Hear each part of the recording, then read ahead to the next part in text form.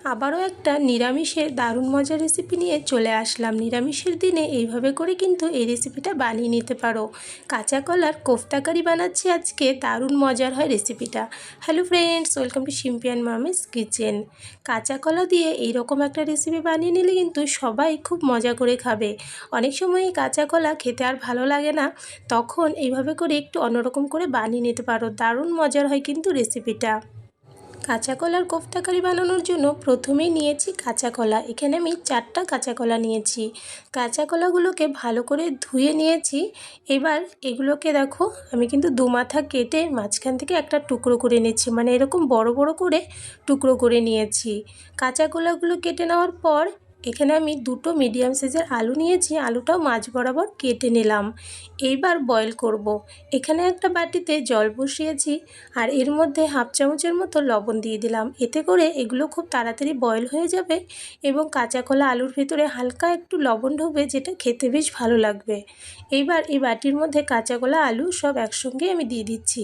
আর বাটিটা একটু ছোট হয়েছিল, জায়গা হচ্ছিল না, তাই বাটিটা চেঞ্জ করে আমি কিন্তু বড় বাটি নিয়েছি। এবার এর মধ্যে আমি ঢাকা দিয়ে দিলাম। ঢাকা দিয়ে এটাকে আমি বয়েল করে নিচ্ছি।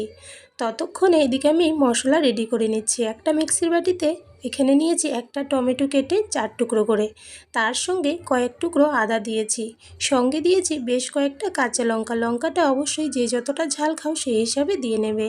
সঙ্গে দিয়েছিলাম 8-10টার মতো কাজু বাদাম, অবশ্যই থাকলে দেবে। অল্প জল দিয়ে পেস্ট করে নিচ্ছি। এবার এদিকে আমি আরও একটা মশলা রেডি করে নিচ্ছি, সেটা হচ্ছে শুকনো গুঁড়া মশলা। একটা বাটিতে হাফ চামচ হলুদ গুঁড়ো, ছোটো চামচের 1 চামচ জিরে গুঁড়ো, 1 চামচ ধনে গুঁড়ো, তার সঙ্গে অল্প দিয়েছি চিনি, তোমরা চাইলে স্কিপ করতে পারো। হাফ চামচ দিয়ে দিলাম গরম মশলার গুঁড়ো, 1 চামচ দিয়েছি লাল লঙ্কার গুঁড়ো। এবার পরিমাণ মতো এর মধ্যে দিয়ে দিলাম লবণ। এবার এর মধ্যে অল্প জল দিয়ে খুব সুন্দরভাবে মিশিয়ে আমি কিন্তু একটা পেস্ট তৈরি করে রেখে দিচ্ছি।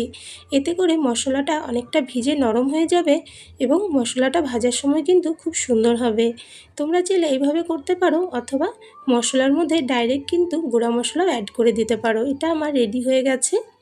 এবার দেখে নিচ্ছি আলু এবং কাঁচা কলা সেদ্ধ হয়েছে কিনা। দেখো, একটা কাঁটা চামচ দিয়ে আমি চেক করে নিলাম, আর সুন্দরভাবে কিন্তু কাঁটা চামচটা ঢুকে যাচ্ছে, তার মানে একদম পারফেক্টলি কুক হয়ে গেছে।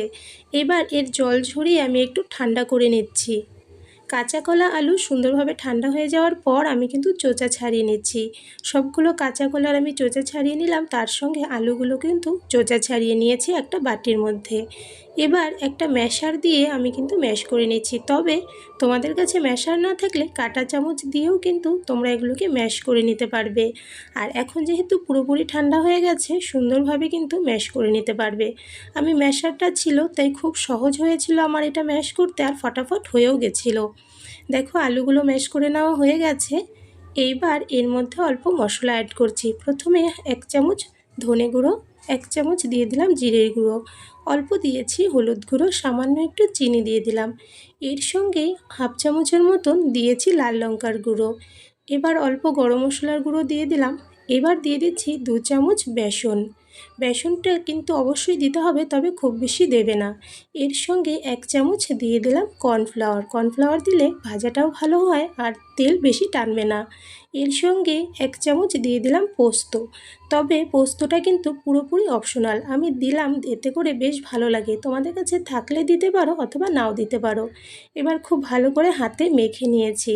দেখো, বেশ শক্ত করে একটু ডোটা করে নিয়েছি, এতে করে কোফতাগুলো তৈরি করতে বেশ সুবিধা হবে। তবে তোমরা চাইলে সামান্য একটু জল অ্যাড করে একটু নরম করে নিতে পারো। তবে আমার কাছে এটাই বেশ ভালো লেগেছে, তাই এইভাবে করেই করেছি। আমি হাতে সামান্য একটু তেল লাগিয়ে অল্প অল্প করে নিয়ে এরকমভাবে গোল শেপে করে নিচ্ছি। আর একটু শক্ত করে মাখলে কি হয়, দেখো শেপ দিচ্ছি, একদম সুন্দরভাবে কিন্তু শেপে থাকছে। একটুকু কিন্তু এটা কোনো রকম নষ্ট হচ্ছে না শেপস। আর যদি নরম হয় সেক্ষেত্রে কিন্তু এরকম গোল শেপস দিতে একটু সমস্যা হবে, সেক্ষেত্রে অনেকটা বড়ার মতন চ্যাপটা চ্যাপটা হয়ে যাবে। তাই আমি একটু ড্রাই করে মেখেছি। দেখো, সবগুলো আমার বানিয়ে নেওয়া হয়ে গেছে কোফতা। এবার এগুলোকে ভেজে নেব। এদিকে একটা কড়াইতে আমি বেশ খানিকটা রিফাইন অয়েল গরম করে নিয়েছিলাম, মিডিয়াম গরম করেছি। মিডিয়াম গরম তেলের মধ্যে এক এক করে আমি কিন্তু কোফতাগুলো দিয়ে নিয়েছি। আর এখানে আমি নিচের দিকটা এরকম ছড়ানো টাইপের কড়াই নিয়েছি, তাই একসঙ্গে বেশ অনেকগুলো কোফতা কিন্তু ভেজে নিয়েছিলাম।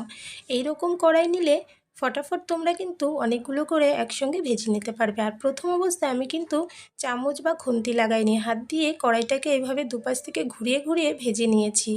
এদিকে দেখো বেশ সুন্দর ভাজা হয়ে গেছে। এইভাবে ঘুরিয়ে ঘুরিয়ে ভাজলে কিন্তু খুব সুন্দরভাবে চারপাশ থেকে কালার আসবে এবং ভেঙেও যাবে না, দেখতেও বেশ ভালো হবে। এদিকে কোফতাগুলো আমার ভাজা হয়ে গেছে, এবার তেল ঝরিয়ে উঠিয়ে নিচ্ছি এক এক করে। এইবার বাকি যে তেলটা রয়েছে এই তেলের মধ্যে আমি কিছু আলু ভেজে নিচ্ছি। আলুগুলোকেও একটু টুকরো টুকরো করে কেটে নিয়েছি, বেশি বড় নয় আবার বেশি ছোটও নয়, মিডিয়াম সাইজ করে কেটে নিয়েছি। এবার ধুয়ে তেলের মধ্যে দিয়ে দিলাম। এর মধ্যে অল্প দিয়েছি লবণ আর অল্প দিয়ে দিলাম হলুদ গুঁড়ো।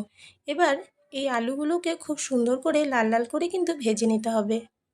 দেখো আলুগুলো খুব সুন্দরভাবে ভেজে নেওয়া হয়ে গেছে। এবার তেল ঝরিয়ে ঝরিয়ে আলুগুলোকে উঠিয়ে নিচ্ছি। আর আলুর সাইজটা কিন্তু তোমাদের পছন্দ মতো ছোটো বড়ো করতে পারবে। এবার বাকি যে তেলটা ছিল ওখান থেকে কিছুটা তেল আমি কমিয়ে নিয়েছি, অল্প তেল রেখেছি। এর মধ্যে 3টে শুকনো লঙ্কা, একটা তেজপাতা ফোড়নে দিয়েছি, তার সঙ্গে দিয়েছি গোটা গরম মশলা, লং, দারচিনি এবং এলাচ।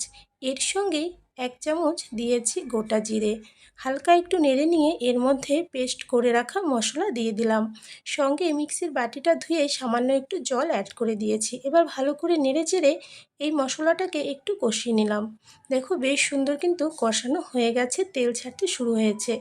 এই সময় এর মধ্যে আমি যে গুঁড়ো মশলার পেস্ট তৈরি করে রেখেছিলাম সেইটা একসঙ্গে দিয়ে দিচ্ছি।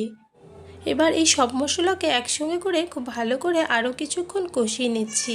আর অবশ্যই আঁচটা কিন্তু মিডিয়ামে রাখবে। মিডিয়াম আঁচে মশলাটা ভালো করে কষিয়ে নিলে কিন্তু সবজির টেস্ট অনেক ভালো আসে। দেখো মশলাটা বেশ সুন্দর কষানো হয়ে গেছে, তেল ছাড়ছে সুন্দরভাবে চারপাশ থেকে।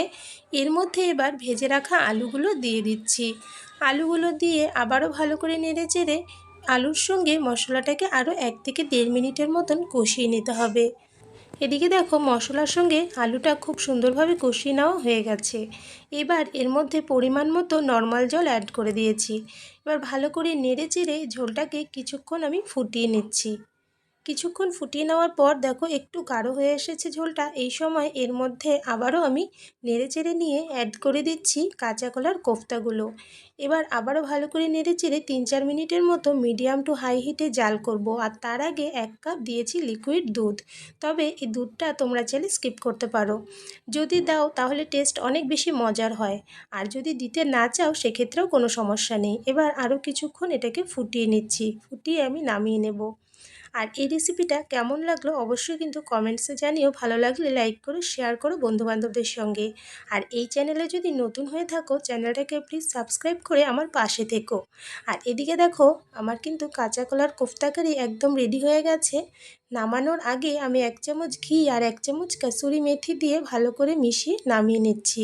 অবশ্যই তোমরা ট্রাই করে দেখো, আশা করি ভালো লাগবে। আর এরকমই আরও একটা রেসিপি নিয়ে আবারও দেখা হবে। তাহলে আজকের জন্য বাই বাই।